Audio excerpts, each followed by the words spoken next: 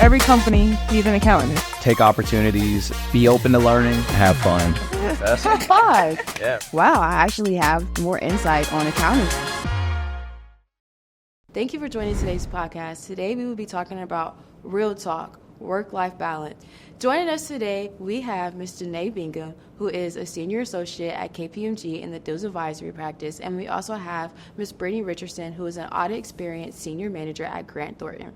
First and foremost, I would love to give a shout out to Accounting Plus for having such a great platform and being such a major resource to high school students and college students like me who are interested in accounting by showcasing and highlighting stories from professionals who are in the same areas and spaces that we strive to be in. So, Janae, work hard, play hard. Is that an adulting myth? Like, what's the tea? It is not a myth at all. I work hard, play hard. That's my mantra. Growing up, I traveled a lot, and so I try to continue that now as an adult with my own budget, my own funds. Right. Now that I am working full-time, I absolutely carve out time and space to make sure that I'm going to places internationally and just having fun without having to study. Right. In addition to that, though, I know that we always focus on the big trips, but in day-to-day, my company and my team, they do allow me to use that play hard time, quote unquote, to, let's say, leave the office early so that I can go and attend class. So just overall, work hard, play hard is always a thing so long as you communicate. Right. I totally agree. Brittany, can you explain to us what freedom means to you? Yeah, that's definitely a loaded question. Yes, I'm sure it is. You know, one thing I love about accounting is the flexibility. Yeah. That's like a big topic at GT, and it's navigating your career and what you want to do and how you feel. Yeah. So for me personally, freedom is I have the ability to go to a conference. I have the ability to take a trip. Yeah. I have the ability to take time off, spend it with my kids, with my family. Yeah. So the freedom to get my work done, but also be treated as a professional, know that I'm trusted, and have that freedom to make the decisions of when it's time for me to work or when it's time for me to shut down and kind of take a step away. Brittany, how does accounting support your dreams? Let us know. It supports my dreams 100%. It allows me to do so much because of the flexibility and because of the pay, right? Yeah. As long as I have my laptop, I can be anywhere. Yes. So to be able to do what I love, do what I'm good at, enjoy it, have a pay that supports that, and have the flexibility, is kind of like the best of, both worlds. The biggest thing, especially in public accounting, is the opportunities for growth. Yes. So when you get out of college and you make whatever amount, that could double in 5 years. That could triple in 10 years. Yeah. And I don't think people really understand that. Accounting is kind of safe money, and you know that it's going to grow. Always and demand. accountants are always in demand, so they need more of us. That's so real. So our value is up. Period. And she dropped the mic. So let's just address the elephant in the room. Busy season. What is busy season? What does it entails? And how do you guys manage through busy seasons? Busy season, in short, is a hard time. Yeah. Not to put it lightly. Yeah. It is a serious commitment. It's time consuming.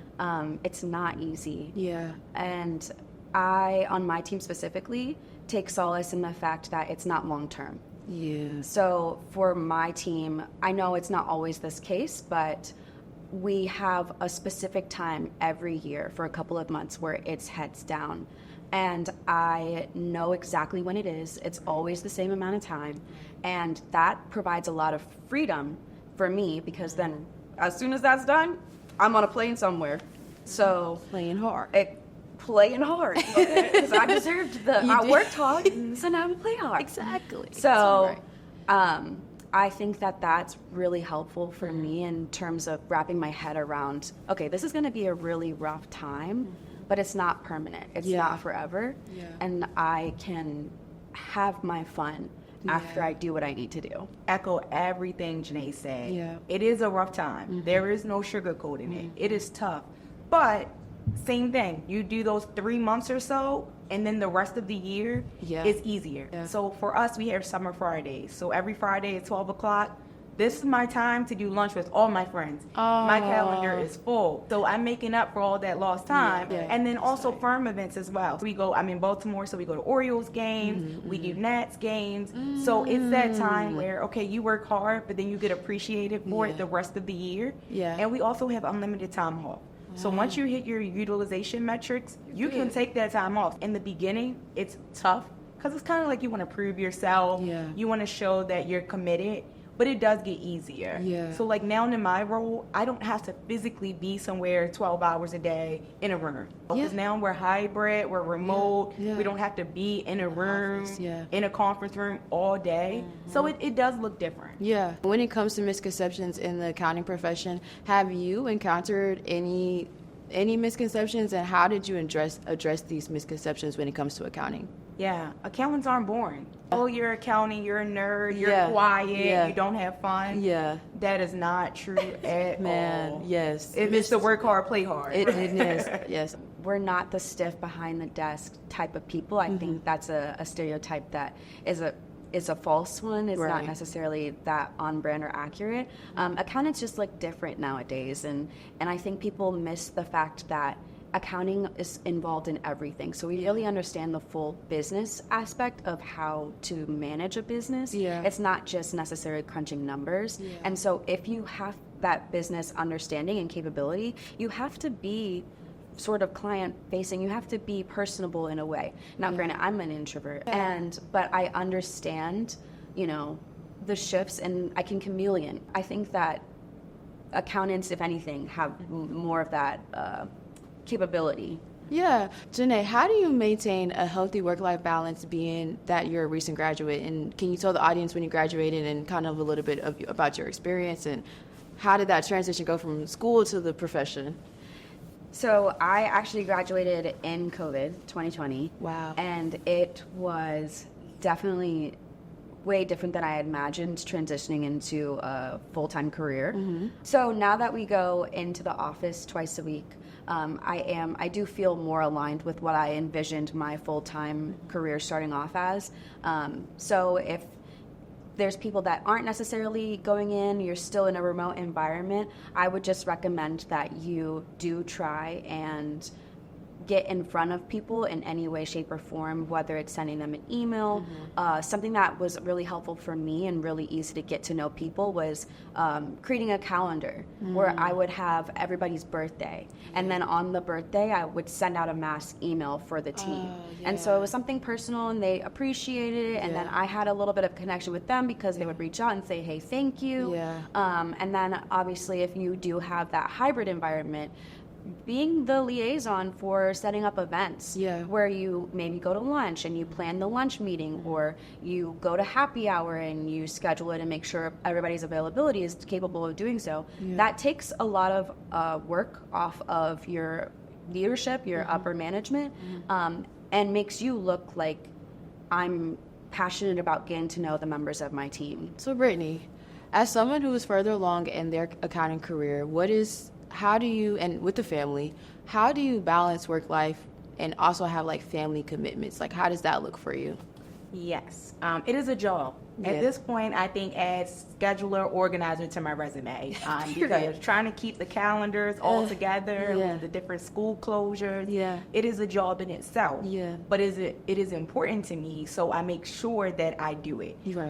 Every single fundraiser, school play, singing event, whatever they have, dance recital, practice, I am there. They're like, I have 3 girls. Great mom. So if something is from 9 to 10, I might log on at 8, take a call on the drive there.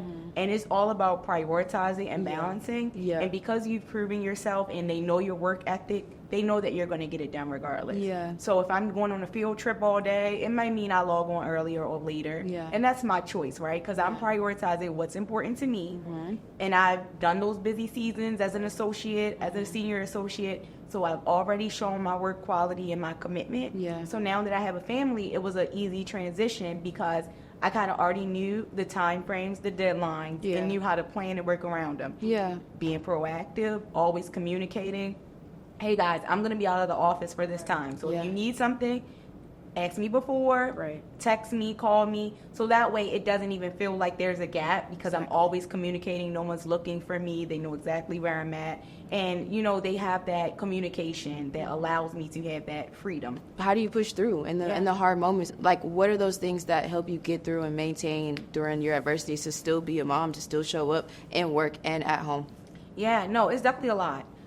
Some of my friends are like, I do not know how you do it. And I think, like, at the school, they probably think I'm a stay-at-home mom. Like, that's how much I'm That's up there. crazy. Like, they probably really don't think I have a job. That's And I'm like, crazy. no, I have a job. It's important to me. Like, I have a real job. I'm really somebody. I have a job. But the fact that I can do that and show that lets me know that I'm doing it well. Yeah. And, I mean, it can be a lot, for sure. Like, some days at night, I'm like, okay, let me plan on my schedule for the week.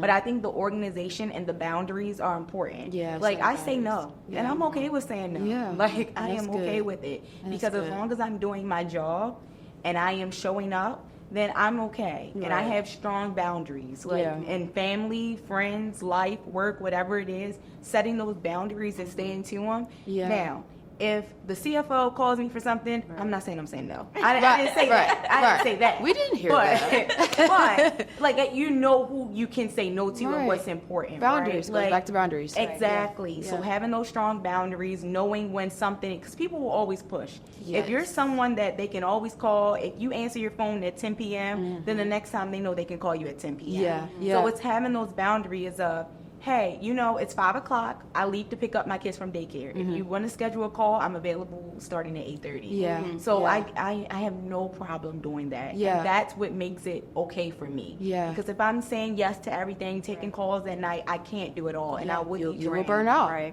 You literally will. So, Janae, what advice do you have for students who are trying to pursue a career in accounting but may be worried that it might mess up the things that they have going on in their personal life? When I graduated college, I was committed to establishing myself. I just see it as this is the season that I needed to be in for a quick minute. Right. And now that I've established myself and I have rapport and I have trust, because that's really a big thing, now I have more freedom to do what I want to do. And I do recognize that it is a big shift. It's a big jump, right? You have your college classes. You maybe have 1 or 2 classes a day. You have a lot of flexibility and autonomy over your time. But it's an investment. And I think that if you have that shift of, I'm investing in myself for the future, to me, that's a no-brainer. Janae, can you share some strategies or routines that help you develop or prioritize your career and your personal life? That's a good question. I think the biggest strategy for me is just speaking up for myself. Making sure that I'm communicating. You can never communicate too much, right? And knowing your boundaries, which when you're coming out of college, you're like, what is that? Everything's new. Yeah. But you can have a more informal conversation with your mentor. You can have a more formal conversation with your performance management leader.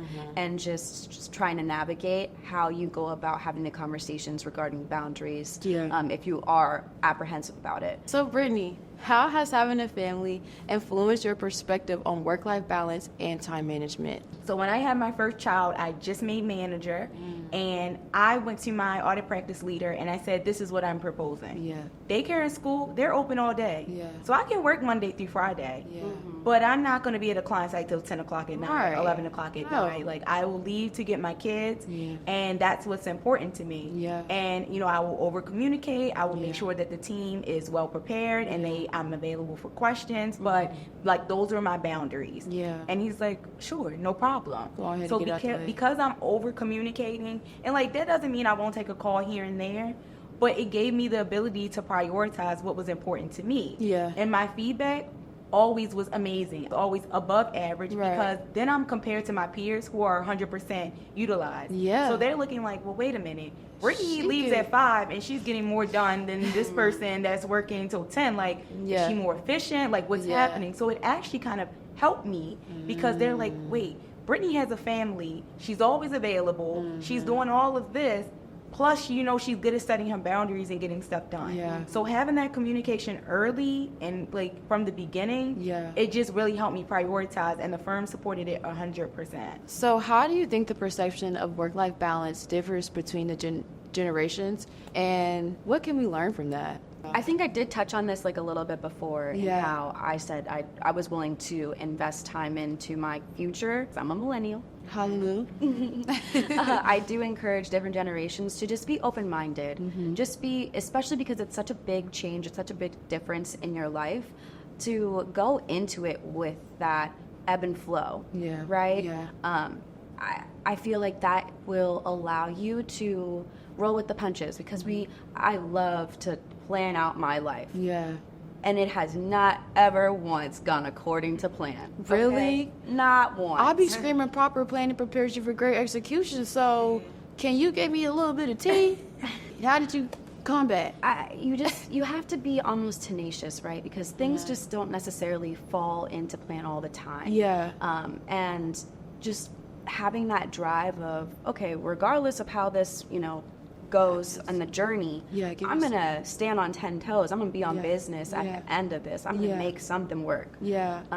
And so I think that flexibility, that open-mindedness helps you in that journey. You have to give yourself grace. You do have to leave space and room for error, but also growth, because I've only learned from my mistakes. I haven't learned from the times that I got it right. Yeah. Yeah, I struggle with this a lot. Yeah. Because I thought I was young. Yeah. But I don't think I'm young anymore. Oh, you're still young, forever young. I can't relate. I can't relate. So, like, sometimes when we have associates come in, I don't know that they truly understand what work-life balance means. Yeah. You have to work hard first before you get that balance. Yeah. So sometimes, like, I'll schedule a call at 2 o'clock and they're like, oh, I'm picking my boyfriend up from the airport. I'm like, no, like, you should take this call. Uber, works, Yeah.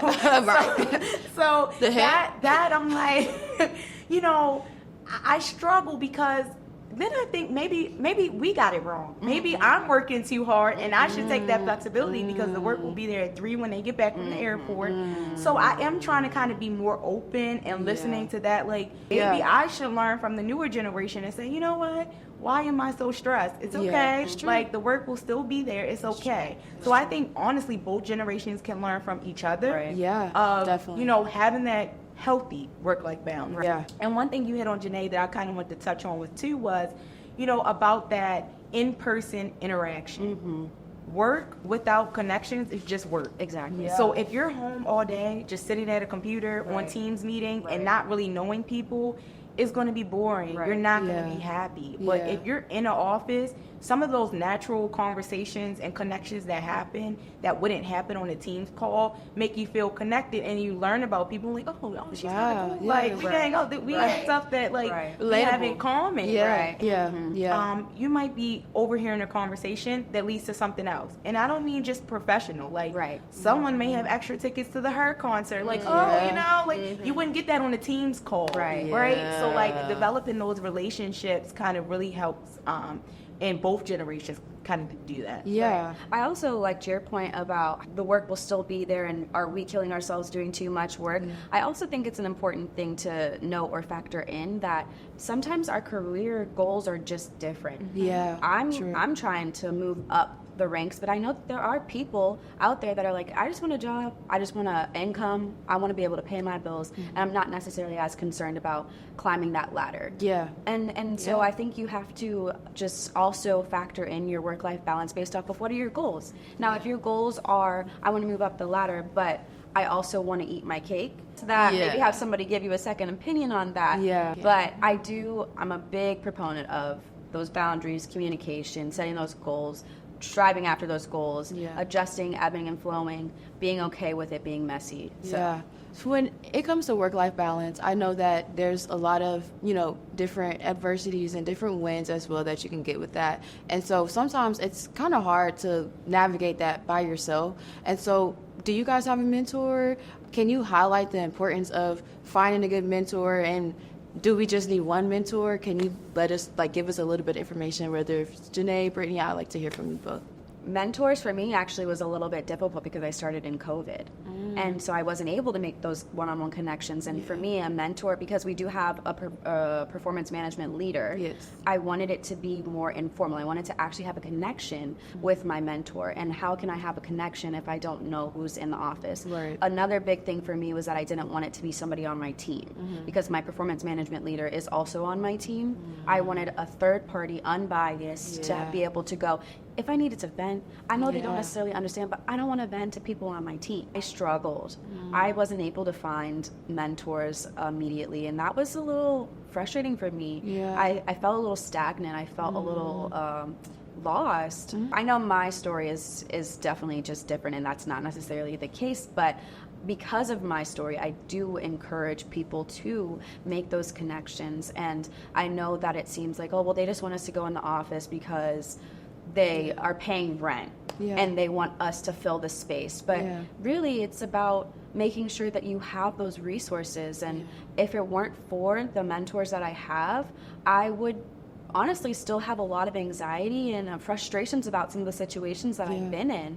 And so they are absolutely helpful to allow me to work through and navigate those things. And I have a couple. I know some people can relate to not being able to find a mentor, or, you know, maybe getting frustrated in finding a mentor. So what was that process, and how did you actually find your mentor? It was a frustrating process. It was a long process. Yeah. But I think that me having those in person, I would just, walk the halls, or I got myself involved in the BRGs. What's that?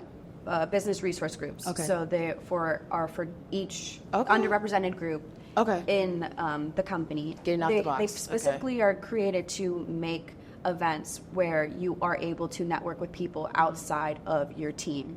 Yeah, mentorship is super important. I have a ton of mentors. Yeah. And it's because you have mentors for what you need. Yes. So I have a lot of diverse mentors, women, men, African American. Yep. You learn who can not necessarily help you with what, but who is the best person to go to. Yeah. Because I might be a great mentor for someone with young kids.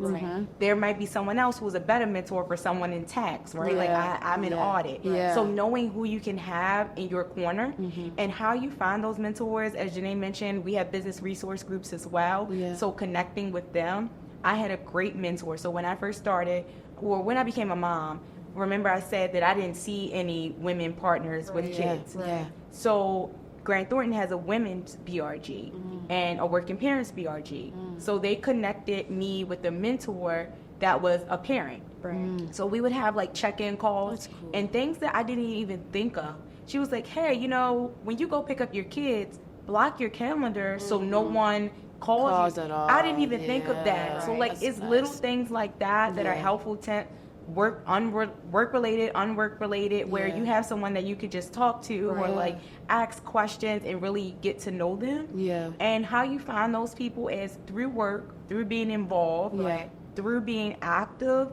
It's not like you're going and saying, hey, can you be my mentor, and like start checking Right, off right. the list. Yeah. And, like, it's an organic process Right. where you meet people, Yeah. whether it be I'm working with the partner on an audit and I'm like, okay, I think this person cares about me, Right. wants to invest in my career. Right. Yeah. And you kind of pick up on that. Yeah. And then you just naturally start reaching out to them, setting up calendar invites to stay connected, and you Yeah. don't always work. Yeah. And then just naturally ask them questions, Yeah. and that relationship develops over time. So, Brittany, what advice would you give to young professionals who are aspiring to start families, all the while pursuing their career? It is 100% possible.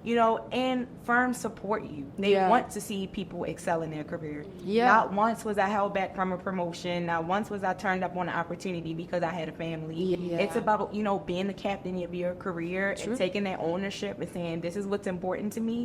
And you can still be 100% present for your family. Yeah. Like, you don't have to choose. It's That's not real. either or. You can have both. You can do both well. Yeah. And it is doable. Yeah.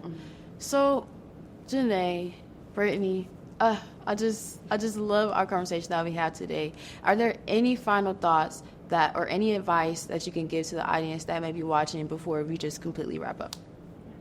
I'm going to go back to the beginning. Yes. Work hard, play hard. Yes. For all those hours that you work, make it worth it. Yeah. Go to the company's events, meet people, Yeah. network. Yeah. Because you don't even know what connections you're going to unlock and what opportunities they lead to. Yes. So just like with, you may be working on an audit, you could be traveling internationally for that audit. Yeah. So it's okay. Like, it all balances out. It's like a roller coaster. Yeah. I guess my advice would be there's no such thing as too much communication. Yeah. Over communicate, because it's better for people to know exactly what you're doing and where you're coming from. And so for that reason, just document and communicate. Thank you guys so much again for taking the time out of your busy schedules just to come, talk not even just about your work, balance, but your life balance, and just give us a little bit of an insight on who you guys are. And so I just really appreciate you guys so much for coming in. How can the audience stay connected with you guys? Yeah. I always say it takes a village, so Yeah. I am always a resource. You can reach me at Janae Bingham on LinkedIn. Yeah. Same. Please feel free to use me as a resource as well. Happy to answer questions. You can find me on LinkedIn, Brittany Richardson. Yeah, that's wonderful. And one last thank you so much to Accounting Plus for having this major platform, this being such a great resource. And if you want to know more about anything accounting, make sure you visit joinaccountingplus.com. And I'll see you at the next episode. Okay.